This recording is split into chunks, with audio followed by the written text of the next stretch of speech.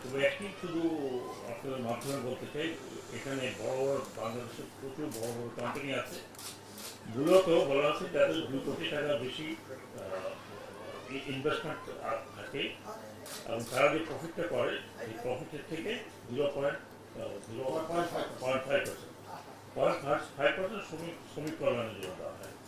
এবং বাংলাদেশের শ্রমিকদের কল্যাণের জন্য বলেছেন যে কীভাবে এটা ব্যবহার করা হয় আবেদনের প্রেক্ষিতে, অথবা আমাদের জানি যে কোনো শ্রমিক কোথাও অ্যাক্সিডেন্টে মারা গেছে তাকে তাৎক্ষণিকভাবে করা, কারণ যদি মারা যায় তাকে তো কোনো টাকা দিয়ে রিপ্লেস করা যাবে। তারপরে আরেকটা আছে যে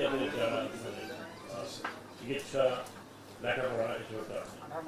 কিন্তু দুঃখজনক হলেই যে আমি যখন কালকে আমার সাথে বসছিলাম এই মন্ত্রণালয়ে এই হিসাবের বিষয়টা নিয়ে যখন বসলাম, তখন আমার কাছে আশ্চর্যজনক লাগলো যে মাত্র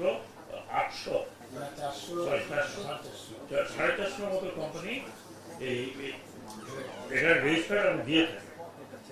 তো আমি একটু আশ্চর্য হলাম যে কনস্ট্রাকশন কোম্পানি কি হয়েছে।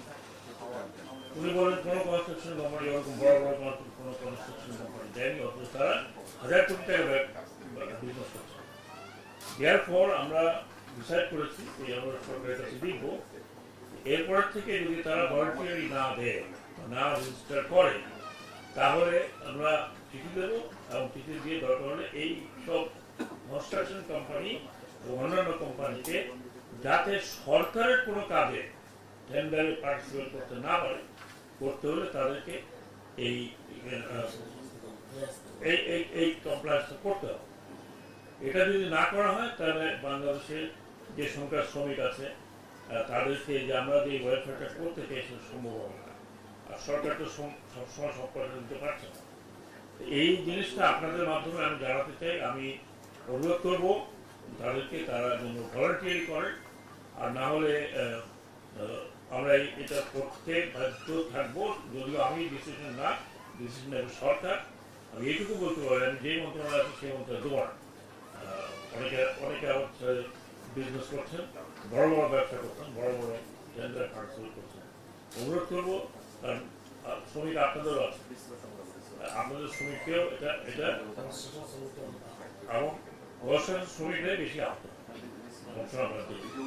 তো শুধু কনস্ট্রাকশন না, অন্যান্য যারা আছেন বিজনেস করছেন, ফার্মাসিউটিক্যালস, তারপর অন্যান্য বড় বড় শিল্প যেখানে আছে, আমার মনে হয় প্রফিটের 0.5% প্রফিটের 0.5% দিতে আরও অসুবিধা হবে। যেখানে গ্রামীণ ফোন এবং গ্রামীণ টেলিকম রেগুলারলি আমাদেরকে ভলান্টিয়ারি পে করা যাচ্ছে। আমি গ্রামীণ টেলিকমকে ধন্যবাদ জানাচ্ছি। আপনাদের একটা বেশ মোটামুটি একটা অ্যাকুমুলেটিভ, যদিও আমরা মোটামুটি ভালো একটা হস্তান্তর করছেন, যে সমস্ত দেশবাসী দেখবে আশা করি, এবং অ্যাপ্রিসিয়েবল। এরপর একটা গ্রামীণ টেলিকম থেকে আমরা পাবো, তো টেলিকম থেকে পাচ্ছি, গ্রামীণ ফোন থেকে আমরা পাবো, এবং আপনাদের এটা উদ্বুদ্ধ করবে, অনুপ্রাণিত করবে অন্যদের।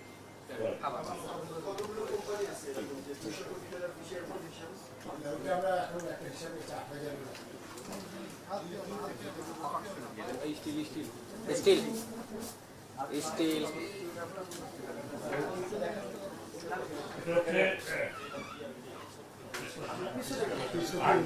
39 লক্ষ।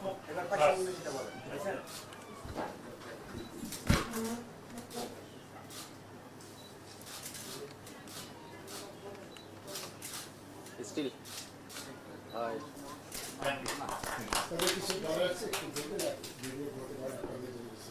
জি, আমাদের এটা আমাদের আগে দেওয়া কথা 2022-এ আমরা পরিবর্তন পরিস্থিতি আপনি দিতে পারি। আমার নাম Mohammad Nazmul Islam, managing director campaign. এখানে আমরা যেটা দিয়েছি 7,674 কোটি টাকা, মানে অ্যাকুমুলেটেড 5%, 10% আমরা এখানে দিয়েছি। এখানে আপনার 38 কোটি 36 লাখ টাকা, 29 লাখ টাকা আমরা দিয়েছি। ধন্যবাদ। আমাদের প্রশ্ন হলো যে টেলিকম টেলিকম গ্রামীণ ফোন ভিন্ন, এটা বেগুনটা দুইটা আলাদা। আচ্ছা, আপনাদের কি কি ব্যবসা আছে এবং কত টাকা আমাদের- এগুলোর বিপরীতে এটা দিলেন? আমাদের মূলত হচ্ছে আমরা আগাইধারের কোম্পানি, আমাদের এটা প্রযোজক ছিল কিনা আমাদের এটা নিয়ে অনেক কিছু ছিল। তো আমরা এটা দিয়েছি আমাদের মূলত হচ্ছে গ্রামীণ ফোনের বিরুদ্ধে ওইটা এখান থেকে এখানে আসছে, ওইখান থেকে আমরা শুধু পাচ্ছি না। আর আমাদের যে বিজনেসটা সেখান থেকে সামান্য আসে, এখন 10-12 টাকা আসে। তো এই গ্রামীণ ফোন থেকে একটা যে এই যে ব্যবসা আছে, কিন্তু গ্রামীণ ফোনের বিরুদ্ধে তো আমরা যারা গ্রাহক তারা কিন্তু অনেক ওটা তো ডিফারেন্স। আমরা দিয়েছি আপনার যে খুচরাই থাকো, যেই টাকা দিল, এই যে আমার এক কলিগ বলতেছিল যে আমি বললাম যে 100 কোটি টাকা দিলে বসে হবে। মানে 2 দিনেই এটা আমার তুলে দিল। বলে 2 দিন না, 2 মিনিটে এই 100 কোটি টাকা তুলে দিল। শোনেন, ব্যবসা যারা করে, আপনি তো অনেক সিনিয়র জার্নালিস্ট, যারা বিজনেস করে তারা আপনাকে 1 টাকা দিলে তারা জানে যে 1 টাকা দিলে 100 টাকা উঠাও, নাহলে সে বিজনেস করবে না।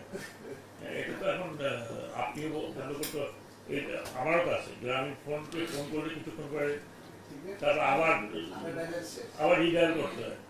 এই ব্যালেন্স শেষ, হঠাৎ করে কি ব্যালেন্স শেষ হয়ে যায়। এগুলো তো আছে, এখন এগুলো তো আমরা ওনাদের কাছে অনুরোধ করতে পারি। গ্রামীণ ফোনের কিছু চাকরিচ্যুত কর্মকর্তা কর্মচারীরা আন্দোলন করছে, হিসাবকে জানতে বা না, আমাদের কাছে আসছে বলে মনে হয় না। বাইরে আন্দোলন করছে। ওনারা বাইরে আন্দোলন করছে।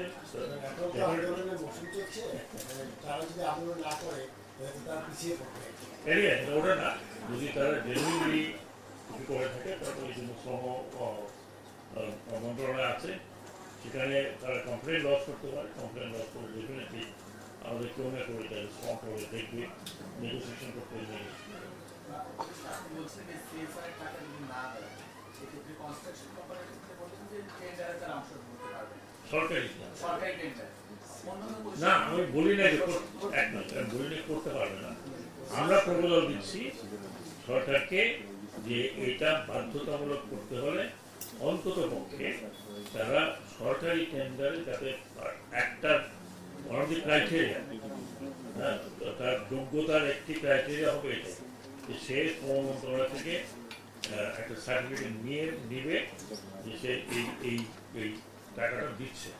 এখানে একটি কনফিউশন আছে, আপনি বলছেন সিএসআর, সিএসআর এটা কিন্তু টোটাল ভিন্ন। এটা কিন্তু শ্রম আইন অনুযায়ী আমরা এটা কন্টিনিউ করতে হয়, এটা আইনের বাধ্যবাধকতা আছে। আর সিএসআর কিন্তু তার এটা ওটা তার ডিরেক্টরের নামে সব শিল্প, আমি কনস্ট্রাকশন বললাম, ওষুধ শিল্প, সিগারেট শিল্প, যদিও সিগারেট বড়টা দিচ্ছে, আমরা হচ্ছে বাংলাদেশে আমরা যেটা বললাম যে রাফলি 8,000 থেকে আরো বেশি হবে। ইনফ্যাক্ট যদিও ওরকম সার্ভে আমাদের কাছে নেই, যাদের 2 কোটির থেকে বেশি ইনভেস্টমেন্ট আছে, 2 crore and above। তো তারা যদি দেয় তাহলে বাংলাদেশে শ্রমিকদের জন্য অনেক কিছু করা যায়, অনেক কিছু করা যায়। তো সেইটা এখন আমরা পাচ্ছি না। কালকে যখন আমি রিভিউ করলাম, তো রিভিউতে আমার কাছে মনে হলো যে ওনারা যখন বললেন মাত্র 400-450 মতো, তো আমি বললাম 450 মতো, বাংলাদেশে কয় হাজার আছে আমরা জানি না। হ্যাঁ, আজকাল তো ডিস্ট্রিক্টেই পাওয়া যাচ্ছে বড় বড় কোম্পানি। তো এটা আমি মনে করি ওনাদেরও দায়িত্ব, যদি ভলান্টিয়ার করে করেন তো ভালো, ভলান্টিয়ার করলেও আমরা কিন্তু এটা চেষ্টা করব যে সরকারের মাধ্যমে এটাকে একটা বাধ্যবাধকতা আনার জন্য। আমরা তাদেরকে চিঠি দেইনি, আমরা আগে এটা সরকারকে দিব যে এটা, কারণ বিশেষ করে যে সরকারি টেন্ডারে কন্ডিশন লাগাতে শুধু আমার এখানে লাগে দেওয়া, এটা সর্বত্র লাগাতে হবে। আর বেশিরভাগ তো অনেক আছে রোড অ্যান্ড হাইওয়েতে বেশি, রেলওয়ে বেশি, তো হাজার কোটি টাকার টেন্ডার, সেই জায়গায় এতটুকু দিতে দিন তাহলে অসুবিধা হয়, তাহলে দেশ উন্নত পারছে। স্যার, যদি অ্যালাউ করেন একটা অন্য বিষয় প্রশ্ন করতে চাই। কোন বিষয়? সেটা হচ্ছে স্যার ডেফিনেটলি পলিটিক্যাল বিষয়। আজকে আপনারা যদি আমরা যেটা বলি ফ্যাসিবাদী সরকারের দেশ ছাড়ার 6 মাস, আপনারা 8 তারিখে আপনাদের 6 মাস হবে অন্তর্বর্তী সরকারের। আপনি এর আগে স্বরাষ্ট্রের দায়িত্ব ছিলেন, এখনো 2টো মন্ত্রণালয়ে আছেন। স্বরাষ্ট্র কবে ছাড়ছি সেই স্যার, হ্যাঁ স্যার, এটা অ্যাড্রেস করা দরকার, কারণ আপনি ছিলেন সেখানে ডেফিনেটলি 5 দিন হলো ছিলেন। আপনি আপনার অন্তর্বর্তী সরকারের দায়িত্বে আপনারা আছেন, আপনারা এই 6 মাস আসলে কেমন ভাবে পরিচালনা করেছেন, আপনার নিজের মূল্যায়নটা আগে জানান। এটা পরে পরবর্তী পর্যায়ে যখন আমরা এগুলো নিয়ে আলাপ করবো তখন ডেফিনেটলি উত্তর দেবো। আজকে সকালেও সরি কালকে ডেইলি স্টারের সাথে কথা বলেছি, ওটার থেকে আপনি নিয়ে নিতে পারবেন। স্যার ডেইলি স্টার তো স্যার প্রিন্ট মিডিয়া, আপনার তো আচ্ছা, আমরা তো আজকে টেলিভিশনে কাজ এটা করি বলেন স্যার। না, আজকে স্যার, যদি- এই প্রোগ্রামটা স্যার না, না, এক মিনিট এইটা আমরা আইনে শোনেন, জি স্যার। সিনেমাতে দেখছেন, হ্যাঁ কোন পার্ট? স্যার সিনেমা তো অনেক দেখি। ওই সিনেমা দেখবেন ট্রেলার দেখে না, ট্রেলার তারপর বলে আগামীতে আসিতেছে, আগামীতে স্যার কি বলেন সেদিন আসবো? বেশি ভালো হয়েছে রিলিজটা তো সিনেমা হ্যাঁ? প্রকাশ করে দিয়েছে স্যার, কি? রিলিজটা তো সিনেমা প্রকাশ করে দিয়েছে। না, সে- ওইটাই তো বললাম, এখানে বা এইটা অন্য সাবজেক্ট, আর এটা জল দিলে ওইটা হাইলাইট এটা জমা কিছু এইটা তখন ওইটাই হেডলাইন হবে, এগুলো হবে না, তাই